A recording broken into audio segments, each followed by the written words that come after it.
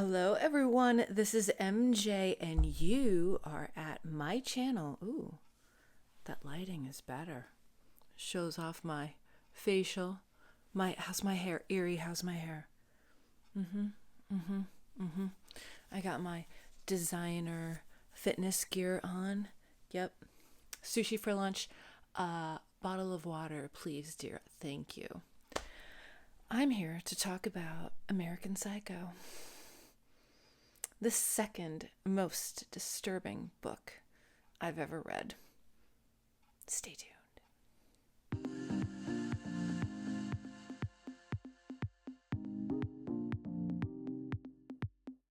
And remember, before we get started, grab your kitchen knife and give me a thumbs up. So I had the pleasure of reading this lovely book. This whole thing started off as a buddy read with Greg from Another Bibliophile Reads, and then we were blabbing about it, and then it turned into a group reading. Quite a lot of people dug in, either revisited this or read it for the first time. Whew. I just want to give out a shout out to Cliff. I will post his channel down below. He put up a video the other day. I deliberately have not watched it because I do not want to influence or taint or anything of my reviews with anyone else's reviews, like if we're doing the same book at the same time. So I'm gonna enjoy his video tomorrow with a fine cup of Nescafe, and after a session at the gym where I'm going to be doing so many sets of this muscle, so many sets of this muscle.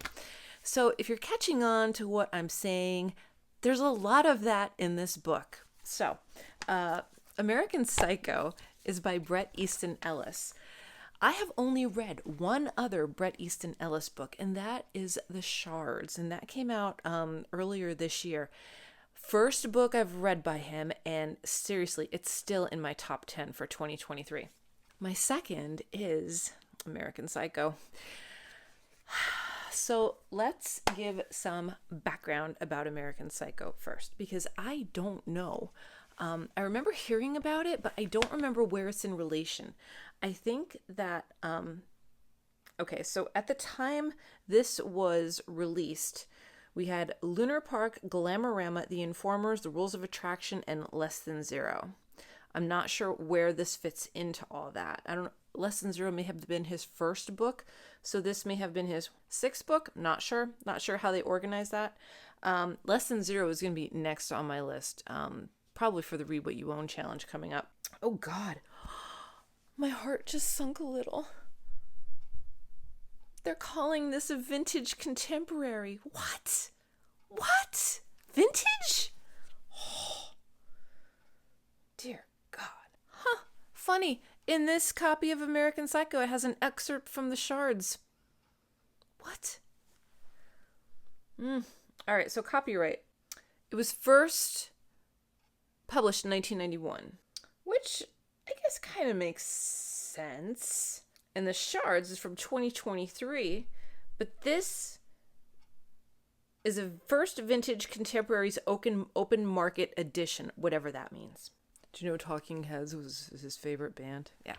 So as I was reading this book, now I have seen American Psycho, the movie, but I've only seen it like the TV version, I guess you want to call it. I don't really remember it. I never saw it in the theater.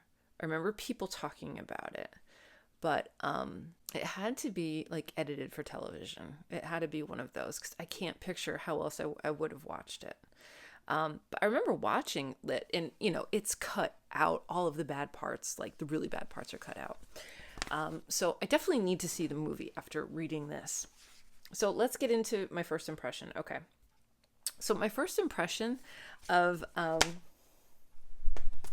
Patrick Bateman is that he is a 27-year-old yuppie. His family, from what I gather, from what I read, seems as if they have a history.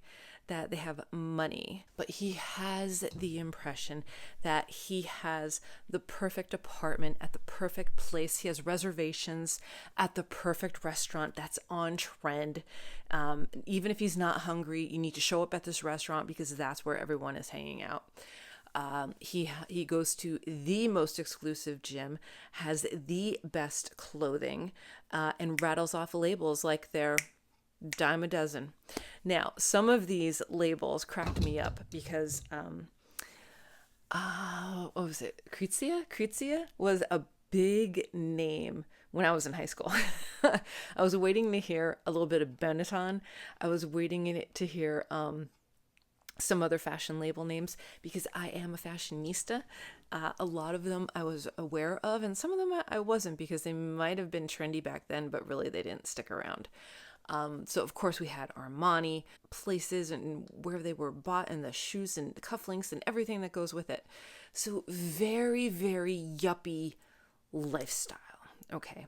People are making money. People are making money in hedge funds, investments, and all of that. I have the preppy handbook up here somewhere, but I don't have the yuppie handbook, which probably is a good thing. So my first impression of this is Patrick Bateman could have been my boyfriend. He could have been my boyfriend back in the 80s. That was the kind of guy that I would gravitate to. I would gravitate to someone who knew a little bit of fashion. I would gravitate to someone definitely who knew a lot of music. Who wanted to go to the hottest club, who wanted to go to the nicest restaurant or the most trendy restaurant. That's who I would have dated. So if I were a character in this book, I would be dead. I would be sexually assaulted and dead, definitely.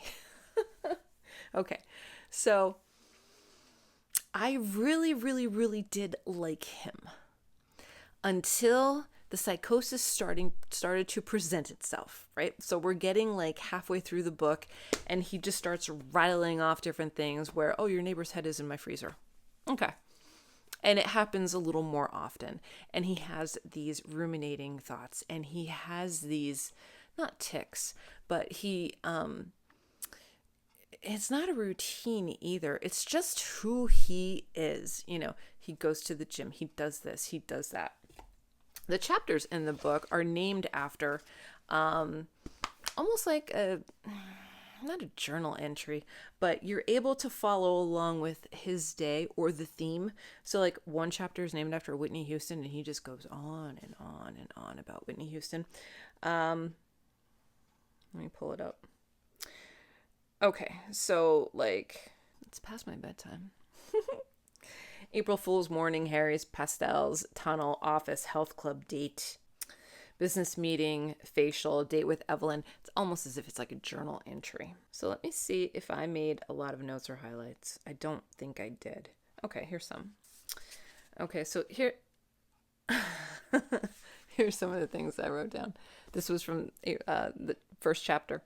Hate to complain, really do, about the trash, the garbage, the disease, about how filthy this city really is. And you know, and I know, that it is a sty. Let's see. A slow dissolve and prices bounding up the steps downward the brownstone Evelyn's father bought her, grumbling about how he forgot to return the tapes he rented last night to Video Haven. Krizia. I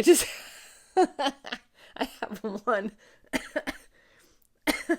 I have one note for this one chapter, and it just has Krizia highlighted because that I had a sweater from Krizia that I purchased at she did a line at the Limited, and it was definitely an 80s sweater. Definitely. I think I saved it until I wore it, and it was a little out of fashion when I wore it, but it was like a sweater, but it was made out of all these threads and like it would pull so easily. And I'm like, God, I paid a lot of money for this back then and I don't want to ruin it. All right, let me get back to my notes. Another one I highlighted. Hi, Pat Bateman, I say, offering my hand, noticing my reflection in a mirror that hung on the wall and smiling at how good I look. I catch a glimpse of my reflection on the surface of the table. My skin seems darker because of the candlelight, and I notice how good the haircut I got at Gio's last Wednesday looks. I make myself another drink. I worry about the sodium level in the soy sauce. Just random shit like that I loved. Okay, it says, can he get any more vain? It's only the first few pages. The beauty of the scribe. This was towards the end. Tries to cook and eat girl. And later, my macabre joy sours, and I'm weeping for myself, unable to find solace in any of this, crying out, sobbing, I just want to be loved, cursing the earth and everything I have been taught, principles, distinctions, choices, morals, compromises, knowledge, unity, prayer. All of it was wrong, without any final purpose. It all came down to was die or adapt. Those are all the notes that I made, which really wasn't a lot. Okay, so what did I love about this book? I loved how Bret Easton Ellis has the power to ultimately repulse you, but keep you here, okay? He has a stranglehold on me as I'm reading this book. But I can't DNF it because, believe it or not, I enjoy the character of Patrick Bateman. I enjoy the dark comedy of it all. And don't tell me that there is not a bit of comedy in here. Of course there's comedy. It's the 80s, for crying out loud. Yes, there's comedy. When we get to that point in the book where we start seeing some of his homicidal, psychopathic tendencies come out, that's when I'm like, I want to get off this ride, but I can't because I'm still strapped in. That's it. That's how it felt. It was like you're driving along and you see an accident and you slow down and you turn to look at your head to check it out, and then you keep going. That's me on autopilot with this book. Did I ever consider DNFing it? No. What really bothered me at some points, okay, let's talk some triggers here, okay? As a feminist, this was torture to read. As an animal person, this was torture, absolute torture. So we're talking violence, we're talking sexual assault, we're talking violence upon women, we are talking, we're talking about vanity, if that is a trigger for you. Some people do not like all the fashion references. Greg, I'm looking at you. That could be something that's off-putting to people.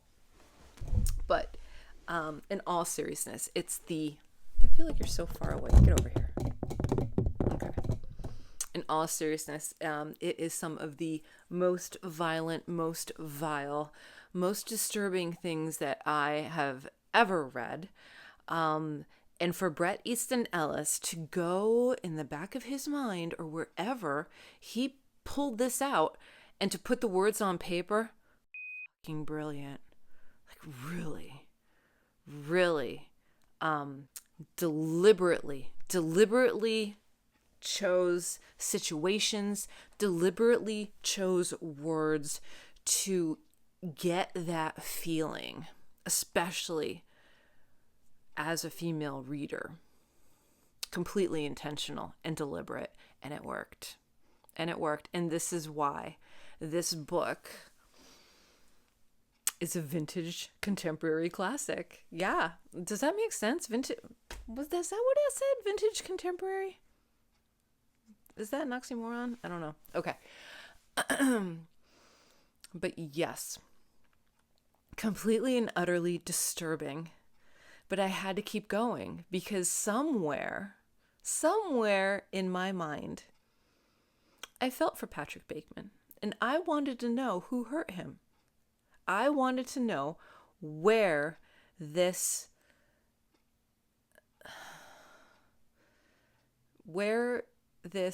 psychopathic tendency came from. Who hurt him? His mama? Did his mama hurt him? We get little tidbits about his life growing up. I don't remember hearing a lot about his life growing up. Did he come from money? It's alluded in the story that his family owns something huge. I think that's one of the unsettling pieces for me about this, is that we drop in on this character as he is 26, 27, 28, and it goes from there. So we know hardly anything about his past. And quite frankly, I like to know what makes people tick. And learning about people's past is a way to get to know their authentic self. And I don't get the authentic self with Patrick Bateman. So let's review what I talked about already. Okay, so we're talking about this is a commentary on society at that time. So society at that time in the mid to late 80s was money focused, label focused, who you knew, where you had dinner reservations to. It's all surface. It's all surface stuff. That was a lot of the 80s. The 80s were in your face, appearance first, everything else after. And I'll fight you on it if you don't agree with me. We also get glimpses into a double life, right? Because we have this person that shows up for work every day and goes through the routine, talks to the secretary that's in love with him. He loves to comment on that his secretary is in love with him. But then the dark side of him, okay, the shadow side, the shadow self of him is revealed in very disturbing, tangible, blood-soaked, violent ways, okay? And we have that duology. Is it duology? Is that a good dual personality? Two sides to one coin. So certain sections the coin will flip really fast and you'll get a glimpse into the dark side of him, but then he'll flip it right back, it was very, very neat device that Bret Easton Ellis did with that. I really, really enjoyed it. I gave it 4 stars. Let me read you my Goodreads review, because I think I wrote a Goodreads review. I think a lot of people in my Discord, because there were so many people going on in the chat, a lot of people were very, they're like, ooh, can't wait to hear what you're going to say about it. Can't wait to get your reaction. I got my reaction. I'm okay with it. All right, let me get in here. Oh my gosh, I've been on Goodreads 11 years. All right, 4 out of 5 stars. The reason why I didn't give it 5 stars is because I wanted to know more. I left wanting to know more of Patrick Bateman. The childhood, the teenage years, all that. That's what I wanted to know. My review says, okay, here we go. Ready? Patrick Bateman would be perfect for Instagram. Tons of girls to chat with. Parentheses, victims. Showing off luxury fashion. Parentheses, greed. Announcing where you have reservations. Parentheses, look at me. And let's not forget next level homicidal maniac tendencies. Misogynistic lens he's had since childhood, more than likely. Utter nightmare shattering violent tastes. Sexual perversions beyond anything you may have encountered. Lack of empathy for all life. And, well, his hair. Fucking hated this character, but I would have dated him in the 1980s. Absolutely loved this book. Let's keep it a book and not a how-to guide, okay? That's really important. It's a book and not a how-to guide. So there's a bunch of things that I loved about this book, and a lot of it stood out for me from the movie as well. So we have the dual identity, and then there's also a breakdown of reality towards the end where he just starts losing it. Like, he starts losing it. I loved the way the book ended. So in my review, I said I hated him. I mean, I love to hate him. He's one of those characters that you love to hate. Like, there's a little bit that cares about him, a little bit, but the majority of it is just like, douchebag, bye-bye. So if you have never read American Psycho and you have a strong tolerance for violence, deviant homicidal sexual tendencies, give it a go. Give it a go. Maybe you'll enjoy it. But yeah, those parts were really over the top.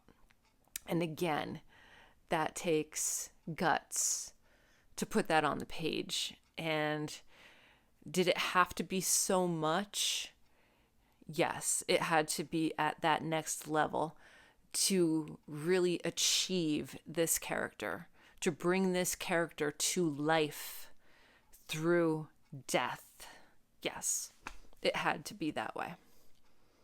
So yeah, I would recommend it if you can stomach it. I would recommend it if you are a fan of Bret Easton Ellis. Maybe you might have missed this one.